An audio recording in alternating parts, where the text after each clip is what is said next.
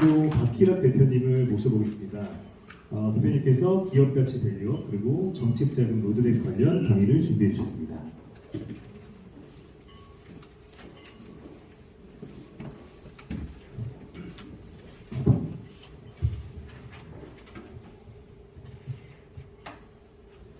안녕하세요. 또 섰네요. 좀 지루하신가요? 좀 그래도 좋은 내용이시죠? 예, 오늘 저는 되게 좀 혹할 만한 내용, 그리고 제가 대표님들 만났었을 때 가장 좋아할 만한 내용이 뭘까 하는 생각을 하다가 자금인 것 같아서 오늘 그 부분을 조금 말씀을 좀 드리려고 합니다. 그리고 아까 제가 소개 못한 분들은 제가 지금 적어놨어요. 그래서 다시 좀 소개를 드릴 거고요. 저는 따로 PPT가 없습니다. 그래서 사실 PPT 만들 시간이 없었어요. 제가 이거 다 하느라고 조금 진짜 저희 그 김윤식 이사님이랑 항상 좀 이거를 만들곤 하는데 이거 좀 없앨 수 있나요? 김윤식 이사님? 저는 제가 여기에도 이 책을 선물 드린 분들이 좀 많을 거예요. 이 자본의 미스테리라는 책을 제가 선물을 좀 많이 드리려고 합니다. 그래서 이 책 제가 여기 정말 10년 이상씩 변호사님 하신 분들, 세무사님들, 노무사님, 변리사님, 행정사님 앞에서 제가 어떤 지식을 드린다는 건 좀 무리가 있을 것 같고요. 그래서 이제 이 책을 좀 썼는데, 제가 쓴 거 아니고 이제 책을 가져왔는데요. 그래서 요거를 통해서 여러분들한테 좀 말씀을 좀 드리려고 해요. 이 책은 이름도 제가 지금 너무 컴퓨터 상황이라서 남미 경제학자가 쓴 책이에요. 그래서 자본의 미스테리가 부제가 왜 유럽에서만 이 자본주의가 성공하는가라는 부제인데 흔히들 아시는 서울대 필독도서 총균세에도 보면은 왜 그 흑인이랑 백인이랑 누가 성공하는지 막 그 처음에 그런 게 나오잖아요. 근데 여기서도 나오는 게 왜 개발도상국들은 아무리 자기네들이 뭘 해도 안 되고 왜 서양인들은 이 자본주의 시스템이 정착을 하는가에 대한 내용이 나와 있어요. 그리고 그 사람은 남미 사람이고 저명한 사람들이 백인들이, 미국인들이, 영국인들이 이거를 조사하는 것보다 못 사는 내가 조사를 한 게 훨씬 더 신빙성이 있지 않냐라는 말이 나와 있고 페루 총리, 후지모리 총리라고 있잖아요. 그 일본인. 그 사람의 경제학자였고 WTO 국제무역기구에서도 활동하신 분인데 그래서 그 저명하신 분을 얘기를 조금 빌어서 좀 말씀을 드리려고 하는데 이 사람이 예전에 이 가난에 대한 것들을 많이 조사를 했대요. 그러면 내가 자금에 대한 얘기를 하면서 왜 이 가난에 대한 이 책에 대한 얘기를 할까라는 거였는데 절묘하게 이어집니다. 좀 잘 좀 들어보세요. 저도 빨리 예고를 할게요. 이 사람이 필리핀, 이집트, 페루, IT로 조사를 했다고 해요. 근데 미국과 한국의 이런 자산의 총액과 이 사람들이 가지고 있는 자원들이나 자산의 총액이 그렇게 다르지가 않다라는 게 이 사람이 조사한 결과예요. 그러면은 다른 건 뭐냐라고 하면은 여기 지금 세무사님들 많이들 오셨지만 자본이 다르다는 겁니다.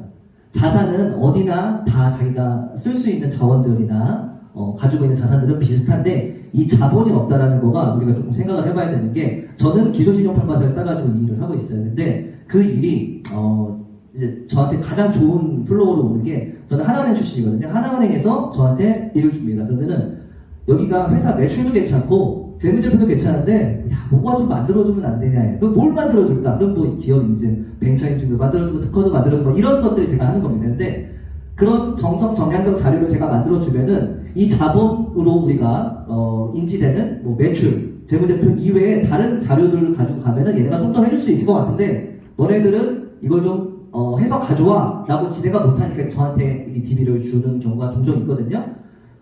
저는 여기에서 이 책에 얘기하는 부분과 제가 일하는 부분의 맥락이 조금 비슷하다고 생각을 해요.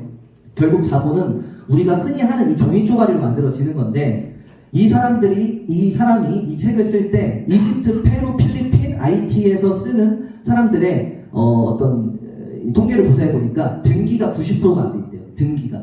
법무사님도 오셨지만 등기가 90%가 안 돼 있다는 건 우리는 등기 치는 거 되게 쉽죠. 가면은 바로 뭐 한 며칠 만에 나오죠. 등기가 되면 뭘 할까? 등기를 토대로 대출을 합니다. 보험이 있고요. 건축사도 있고 건설 시행도 하고 시공도 하고요. 사회 전반에서 이 재산권 하나가 설정됨으로써 이게 그 재산권만 나오는 게 아니고 사회 전반에 대해서 산업이 일으켜 나오는 이 효과가 있다는 거예요. 제가 하는 게 그렇다라고 하면 너무 무리가 있겠지만 저는 그 일을 합니다.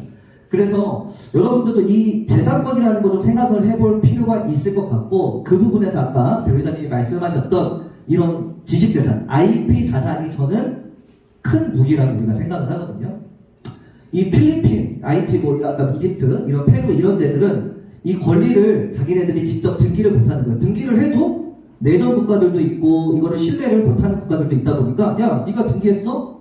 그거 왜 네가 등기해? 우리 인정 안 해. 그러니까 이 사회 통념적으로 신뢰가 바탕이 되어야 이 자본주의가 그때 돼서 이제 좀 발휘한다라는 게 여기의 내용이거든요. 그리고 그 자본주의로 엄청난 부를 일궈낸 뭐 제일 자본주의 하면 미국이죠.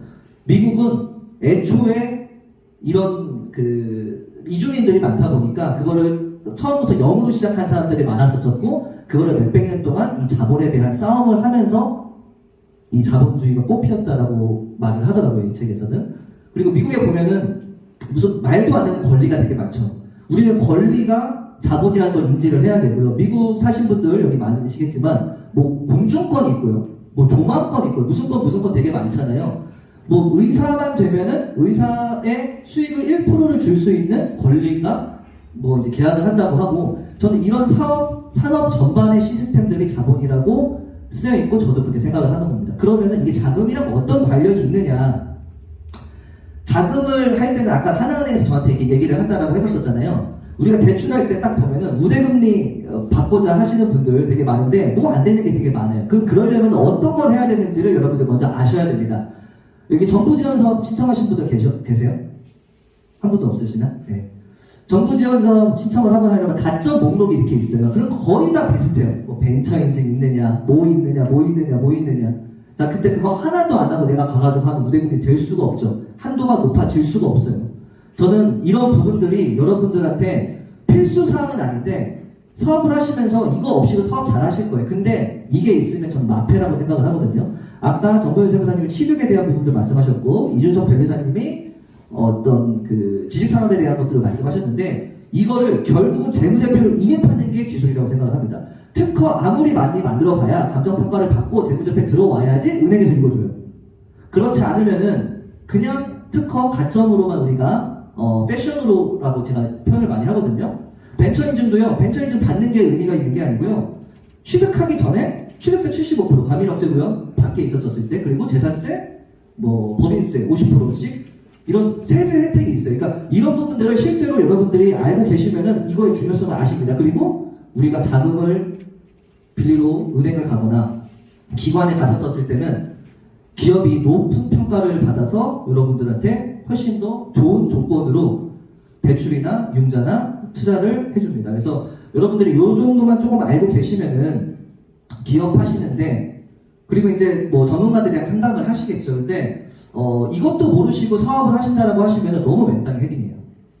그러니까 앞으로도 이런 부분들은 유튜브에 정말 많이 나와 있고요. 전문가들도 너무 많습니다. 그래서 여기 계신 분들, 제가 오늘 이렇게 부르신 분들 한 85명 정도 오셨어요. 근데 이 중에는 전문가분들이 한 20명 넘게 계시고요. 사업하시는 분들이 한 60명 넘게 계십니다. 그래서 여러분들이랑 많이 소통을 하시면서 사업에 좀 저는 이런 좋은 인사이트 가지고 한다고 하면은 남들보다 훨씬 더 경쟁력이나 수익률에서 좀 배가 되지 않을까라는 생각에서 오늘 이 자금에 대한 얘기를 한 거고요.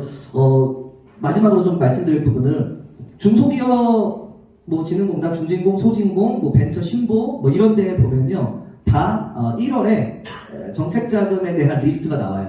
근데 그거를 거기서 신청할 수가 없고 언제 어떤 한도에 뭐가 나온다 정도가 나와요. 제가 오늘 가져오기는 했고 저는 이 자금을 어떤 이 시나리오적으로 좀 보거든요. 그래서 이번 연도의 자금은 어디에 편중될 것이다, 저쪽에 편중될 것이다를 세법 개정안 보고 좀 우리가 좀 예측을 하고요. 두 번째는 정책자금 로드맵 같은 것들을 이제 책자 나온 것들을 보면서 좀 연구를 합니다. 그래서 우리가 어떻게 기업 자금을 좀 받으면 원활할지에 대한 부분들은 제가 전문가고 여기 계신 분들이 전문가시니까 많이 소통을 하시면서 기업에 도움이 되셔서 꼭 상장하시기를 희망하겠습니다. 감사합니다.